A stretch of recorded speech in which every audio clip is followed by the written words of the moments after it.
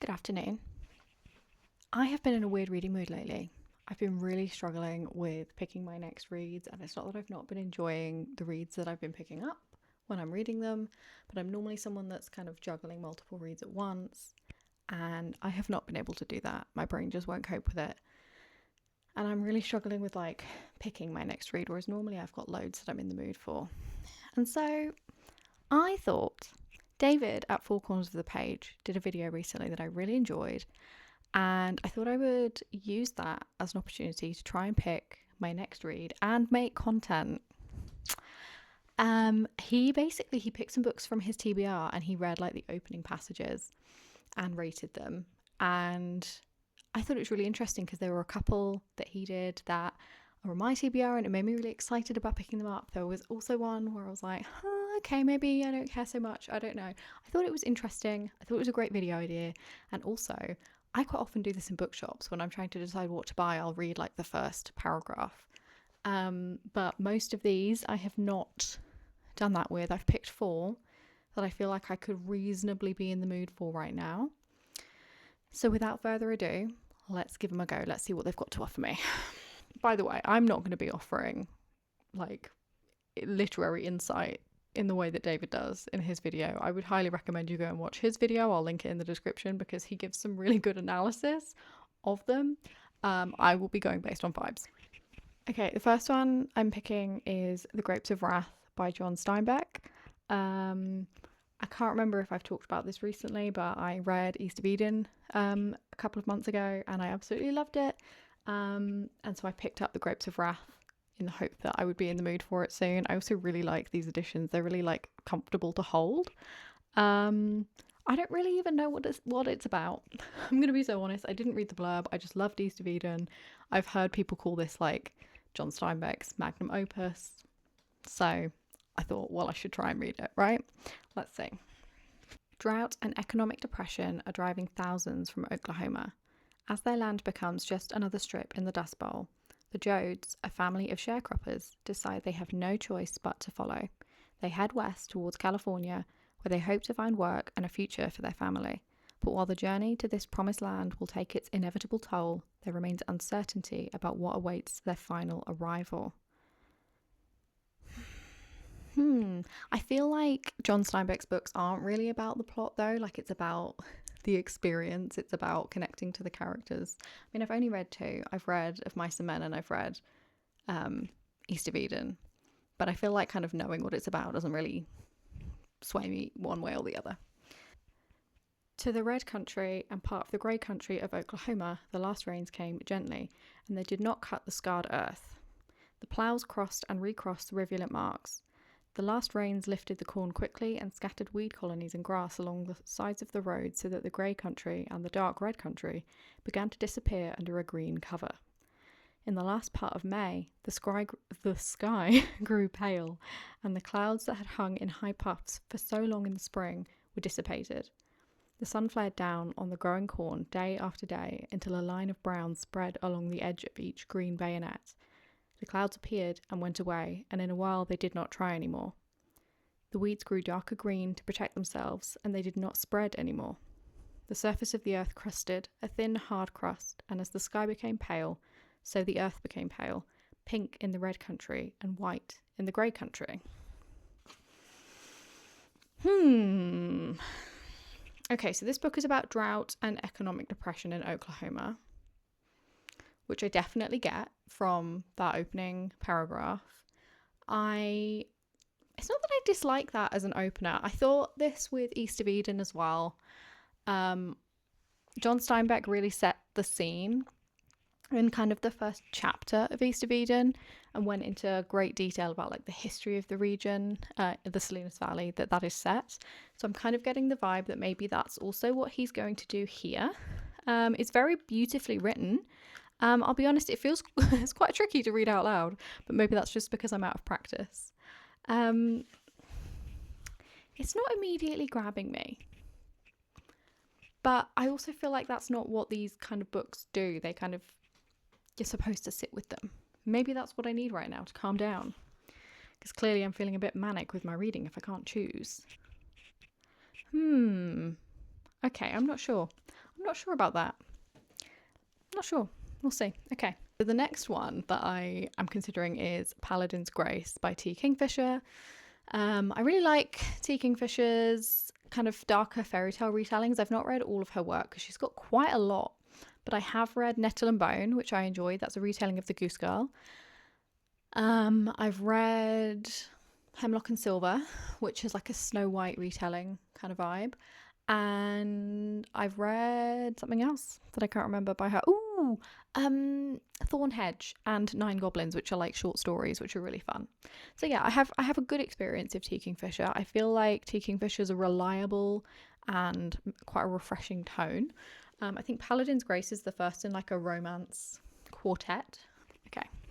Paladin's Grace is a darkly whimsical, cozy fantasy featuring sock knitting paladins, badass perfumers, courtroom hijinks, and heart-racing romance from Nebula and two-time Hugo Award-winning author T. Kingfisher. While foraging for startleflower, perfumer Grace finds herself pursued by ruffians, I love the word ruffians, and rescued by a handsome paladin in shining armour. Only to outwit her hunters, they must pretend to be doing something very unrespectable in an alleyway. Stephen, a broken paladin, spends his time knitting socks and working as a bodyguard, living only for the chance to be useful. But that all changes when he saves Grace and witnesses an assassination attempt gone wrong. Now Stephen and Grace must navigate a web of treachery and poisoners while a cryptic killer stalks one step behind. That does sounds interesting. I love a mystery. I love a romance. It sounds like it'll be funny and silly. Let's see. Stephen's god died a little after noon on the longest day of the year. Well, that's quite a good opener. Quite like that. The Saint of Steel had not been a major deity, but neither had he been entirely obscure. He had 4 temples staffed with priests and paladins, and the bishop of his church sat on the council in Archon's glory, beside the elders of the other local churches, the Forge God and the Four-Faced God, and the Temple of the White Rat. His paladins, Stephen among them, rode out when the saint's duty demanded swords and men to wield them, and rode back to the temple nursing their wounds, only to ride out again when they had healed. It had never occurred to Stephen or any of the others that a god could die. Such things happened in mythology, not in real life. Oh, I don't know. I liked that first line. That first line is like very attention grabby. Stephen's god died a little after noon on the longest day of the year. That's got me asking questions. What is Stephen's god? Why did the god die? What happened? Longest day of the year, so we're in the summer. That's exciting. I love books set in summer for the summer. Stephen's god died. How does a god die? And the gods are real in this world. That's intriguing. It's giving me kind of like God Killer vibes a little bit. I enjoy that book. I've been listening to the audiobook. But then it loses me a little bit. That next section is very like info dumpy. I just don't know if that's... Maybe this is me. Maybe I'm the problem. Again, it's not that I strongly dislike it, but it's also not like grabbing me by the throat and forcing me to read it. Do you know what I mean? Okay. Kind of on the same plane as Grapes of Wrath. Okay. The next one then. The next option is Annihilation by Jeff Vandermeer. I bought this one kind of impulsively because a couple of people I follow on Instagram really like it, and I really like the cover, and it's quite a short book, and I thought I'll pick it up so that when I'm in the mood I can just like probably read that in like a day. I didn't realise that the series isn't completed because there's 4. Apparently there's a 5th one that's yet to be published, which I only learned the other day, and I keep doing this to myself, but hey ho. I think it's like ecological dystopian horror kind of vibes, which is a little bit different for me actually. That might be what I need. Area X has been cut off from the rest of the continent for decades, and nature has reclaimed the last vestiges of human civilization. Yes, and then there's an expedition of like biologists and stuff, I think, that go to like investigate this area, and everyone keeps disappearing and you follow. Yeah, okay, cool. Well, that sounds intriguing in premise. Let's see what the first bit is. Oh, that's an introduction. Okay, oh my gosh, clearly I was optimistic when I picked this up in the bookstore because I've already put a bookmark in. Okay. Chapter 1, Initiation. I do love when a book has named chapters, actually. So that's exciting. The tower, which was not supposed to be there, plunges into the earth in a place just before the black pine forest begins to give way to swamp and then the reeds and wind-gnarled trees of the marsh flats. Ooh, I like that. Beyond the marsh flats and the natural canals lies the ocean and, a little further down the coast, a derelict lighthouse. All of this part of the country had been abandoned for decades, for reasons that are not easy to relate. Our expedition was the first to enter Area X for more than 2 years, and much of our predecessors' equipment had rusted, their tents and sheds little more than husks. Looking out over that untroubled landscape, I do not believe any of us could yet see the threat. Ooh, that's a good one. That's grabbing me. So the tower, which was not supposed to be there. Okay, why is the tower not supposed to be there? That's mysterious and intriguing. I like that. Okay, and then we get a little bit of description about the landscape, which I do always appreciate. That's nice, but it's not overkill. I feel situated. And then it goes into first person of our expedition was the first to enter Area X for more than 2 years. See, I'm already that's building some tension for me and some intrigue. And then it sets up a threat. I love that. I love self-inserting narratives almost, where you've got somebody telling a story in retrospect and they kind of give you little commentary as they tell the story of seeding doom. I really like that. I like Jay Kristoff does that in Empire of the Vampire, and it's something that really, really works for me. Okay, feeling strong about this. Maybe this is the one, but I will give my fourth and final option a chance, and then we'll go from there. Okay, my fourth and final option is The Fifth Season by N.K. Jemisin. Now, this is the first in a trilogy, the Broken Earth trilogy. This is a very popular book and series and author, and it is one I've been very excited to read for a long time. My sister read it last year and was telling me really good things about it as well.